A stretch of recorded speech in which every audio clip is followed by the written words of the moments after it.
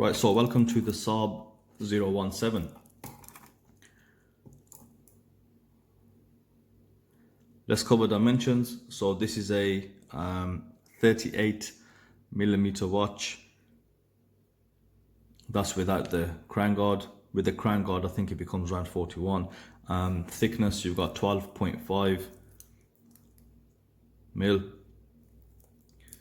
And lug to lug is about 46.5. So here is a pretty smallish watch, or let's call it mid-size, because it was meant to be a tool watch and it's meant to be convenient, obviously, lightweight sports watch. But the thing I think with the green dial, it's quite dynamic because you can pull this off as a business accessory. You can wear it definitely on a formal occasion, casually. So this watch is extremely dynamic, especially with this dial. So this one, I've got it on a Jubilee bracelet. I recently sparked, not a debate, but just to get gauge people's opinions and preference on the Oyster and the Jubilee, and it did lean towards the Oyster. I think it ended up being like 22 to like 17 Oyster versus Jubilee, but I think both, personally for me, I love them on both. I love this watch on the Jubilee and the Oyster. I'll do a strap change a little later on. So let's focus on a few of the design features. Obviously, we're going to start off with the dial. Now it's an amazing sunray or sunburst dial with this amazing green. Personally, I am a sucker for green sunray dials. Let's have a closer look at that. The way that catches light is absolutely beautiful, and to be honest, the LED lights don't do justice. You need daylight for this.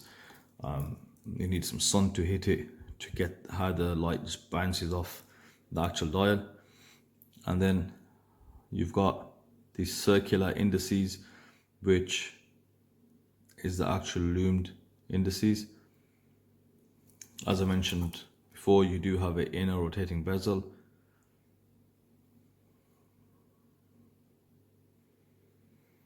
Now, with the rotating bezel, I've read some people say they're too loose, they move on their own. My one, thankfully, isn't that loose. I don't play around with it too much, so it does stay central. Seiko do provide a manual, and that shows you how to use this inner compass. Not that a lot of you will be using it. So you've got the minute track that goes around the dial. Very crisp, clear. And then you've got these gold-plated indices, which give it this this elegance. Very well polished, top workmanship, and you can see why it does look British. You can see why it's elegant, and you can see why it does work in a business surrounding or setting, and you can see why it'll work in a casual, formal setting, and if you're just going out for a little hunt in your manner.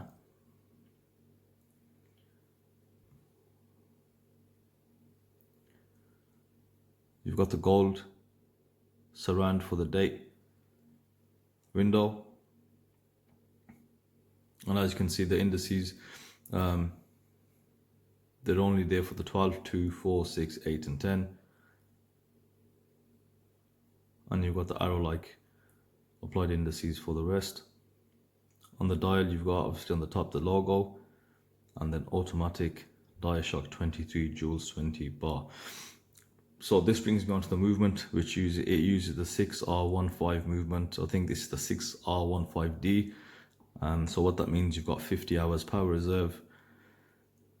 It's a shame they didn't use the high beat movement. I mean, when I did find out about the 1995 red Alpinist, and it had a 28-800 or 880, whatever it is, the 8 beats a second movement.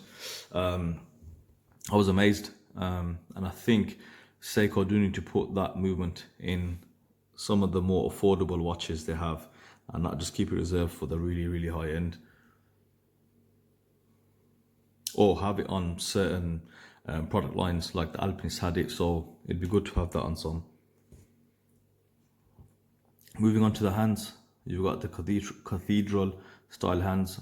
Somebody recently called this the bumblebee because that looks like the back end of a bee. Fair play, you know, fair play. Absolutely love these hands.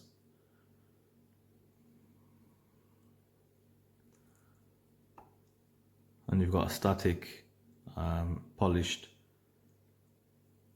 outer bezel. The case, high polish, very beautifully machined. The crown. I love these features. The reason I pay attention to a lot of these features because they're like optional extras. You know, I like to compare my watches to cars. So these little things, when people mod watches, you'll see them put on these little giblets is the word. Yeah. So they'll put the S crown in. You know, so it's these little things which add to the watch. So it's got an S crown, and then for the inner, the crown, the 4 o'clock crown for the rotating bezel, it's, you can see it's countersunk here. And we've got this awesome knurling, good grip. The crown does screw down. You've got a 200 meter water resistance.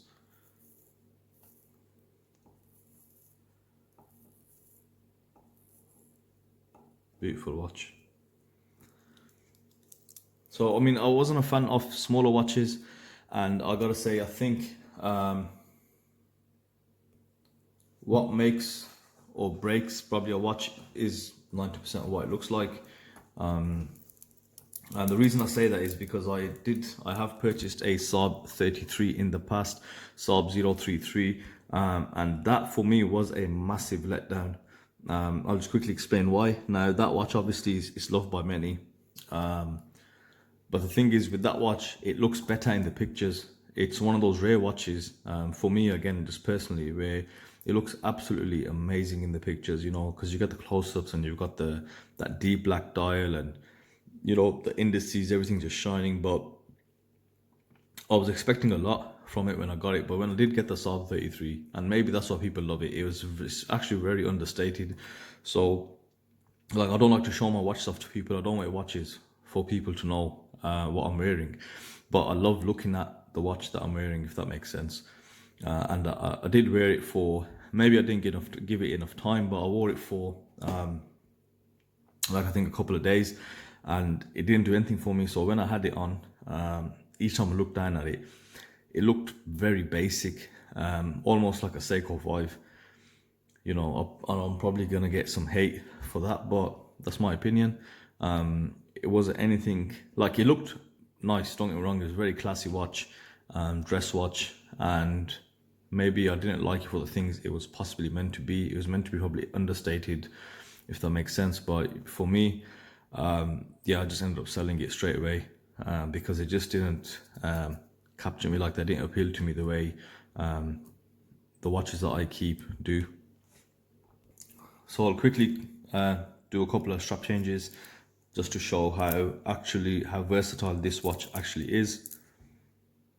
So this is on the Jubilee bracelet, and I think you'll agree, it does look quite fantastic. You know, the Jubilee it's not stiff bracelet because of the smaller links. It does flex really well, and the watch just mold to your arm, kind of moves with your wrist. It is a bit jingly jangly, but I don't really mind it with this. So let's try a different strap. Now, one of the strap which I love on the Alpinist, I had this strap on this watch for quite a long time, is this sort of this waxy, distressed leather watch.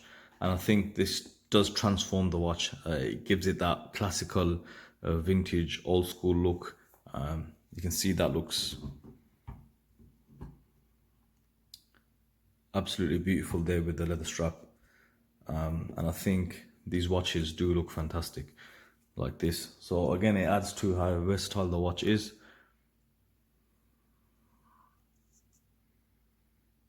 But I just got bored, so I went back to the stainless straps, the stainless steel straps, which I think gives the watch a different look.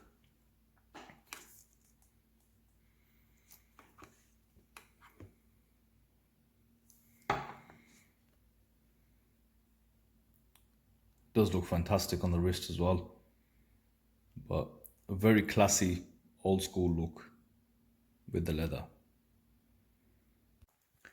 For the next strap, this is the Oyster I was talking about. Now it's not, it's an aftermarket bracelet, so the fitment isn't the best. However, you get the point. So there's a slight taper to the bracelet, so like an Oyster. And what I've done, I've just totted it up with a milled scissor clasp, aftermarket, of course. You know what it is? I know the strap code bracelets fit a lot better, and that includes the Jubilee. However, I can't justify spending £100 on a bracelet. I can't. To me, that's another watch.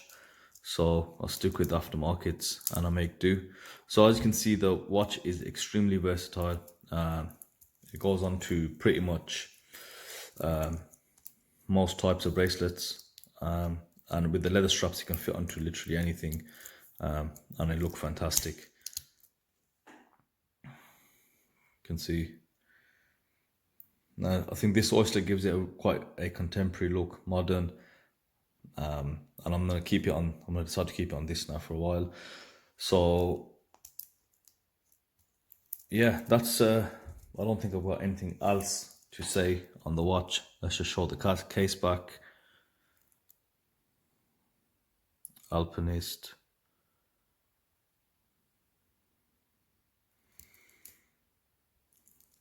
Okay. I do like the lume on this. Let's do the lume shot. Okay, let's observe the lume. Now it's not diver great, but come on, focus, will ya?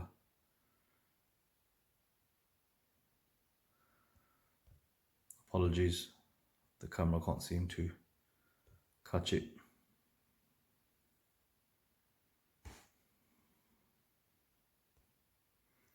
Yeah, for what it is, I think it does the job. It isn't a diver, so I don't expect diver's quality lume. But it is bright. You can see the cathedral hands, the pattern. Oh, I don't know what is up with this camera.